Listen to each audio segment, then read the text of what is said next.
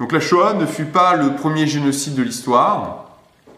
Si l'on définit le génocide par l'élimination d'une catégorie d'hommes en fonction de son appartenance religieuse ou ethnique par la volonté d'un État, le génocide arménien est le seul précédent dans l'histoire.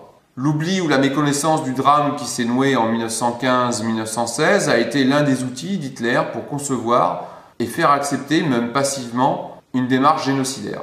La Shoah ne fut pas non plus le dernier génocide de l'histoire. Le cas du Cambodge, même s'il prête à débat, puisqu'on parle de véritable autogénocide, ou le cas reconnu du génocide rwandais, nous pousse à nous interroger sur ces crimes de masse qui se sont développés à travers le monde au XXe siècle. Quelles sont leurs causes, quels sont leurs modes de mise en fonctionnement et quelles sont leurs conséquences morales. Le terme d'antijudaïsme désigne l'hostilité vis-à-vis de la religion juive par une autre religion.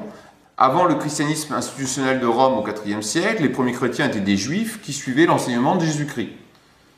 La rupture fut lente, mais l'affirmation progressive d'une nouvelle foi basée sur les textes saints, les rites et les croyances différentes se fit tout d'abord par le dénigrement des origines, la valorisation de thèses relativisant les préceptes de l'Ancien Testament et le rappel omniprésent de certains passages du Nouveau Testament, notamment la présentation de Jésus par Pilate à la foule de Jérusalem.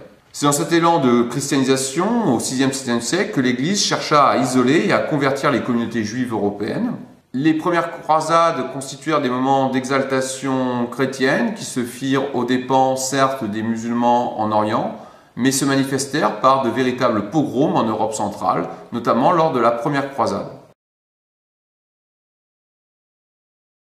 Le quatrième concile de Latran, en 1215, prit des mesures de discrimination entre les Juifs, notamment le port de la rouelle et l'institution de ghettos dans les grandes villes d'Europe. C'est à partir de ce concile que les Juifs furent ainsi considérés par le clergé comme responsables collectifs de la mort de Jésus. Le dynamisme économique et commercial des XIe-XIIIe siècles introduit des contradictions au sein de la société chrétienne, car en théorie, un chrétien ne peut pas faire commerce d'argent. Cette tâche fut donc dévolue aux Juifs.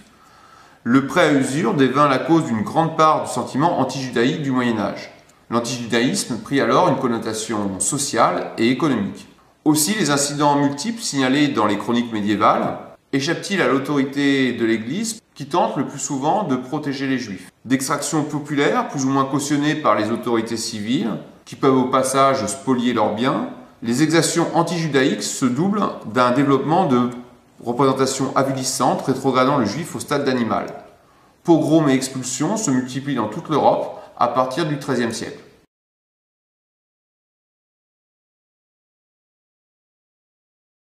Les pogroms disparurent à partir du XVIIIe siècle en Europe occidentale, du fait d'une certaine déchristianisation et de la fusion de la philosophie des Lumières. La liberté de culte, la liberté de conscience permirent aux Juifs une certaine intégration dès le XVIIIe siècle, qui fut confirmée par la Révolution française et les dynamiques du XIXe siècle. La déchristianisation massive, l'égalité civile, la liberté de culte permet l'entrée des Juifs dans les corps de métier, notamment de la fonction publique et de l'armée. Souvenez-vous de l'affaire Dreyfus.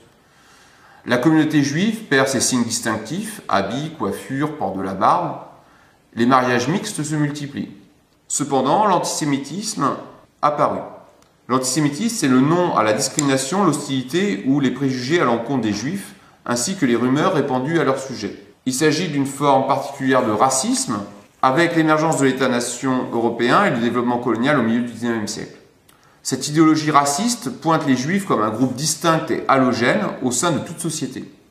Les Juifs seraient dotés d'une culture, d'une mentalité et d'une religion différente de celle des populations voisines, les rendant inassimilables et dangereux. Il s'agit d'une idéologie laïque se substituant progressivement aux thèses anti-judaïques chrétiennes. Les nouvelles formes d'hostilité sont détachées de toute connotation religieuse, du moins dans la représentation que se fait d'elle-même cette idéologie.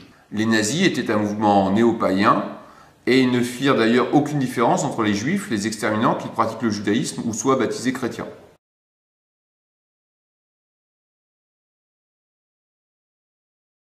En Europe centrale et orientale, par contre, l'antisémitisme reste virulent en étant intégré à la législation étatique, numerus clausus, dans les universités par exemple, interdiction aux Juifs de devenir fonctionnaires ou militaires. mais se manifeste également par le déchaînement de violences populaires dans le cadre de pogroms qui rappellent la période médiévale.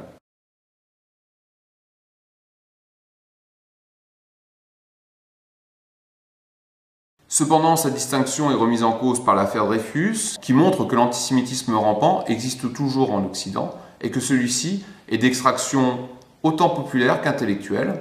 On voit donc un antisémitisme qui est bien sûr l'une des pierres angulaires et l'un des éléments fondateurs de l'extrême droite et de la droite nationaliste qui perçoit le juif comme un élément halogène, et il y a des vieilles réminiscences d'antijudaïsme bien sûr dans ce camp, mais il existe également un antisémitisme d'extrême gauche, il existe aussi un antisémitisme de gauche qui n'arrive pas à se départir de l'image du juif banquier et affairiste,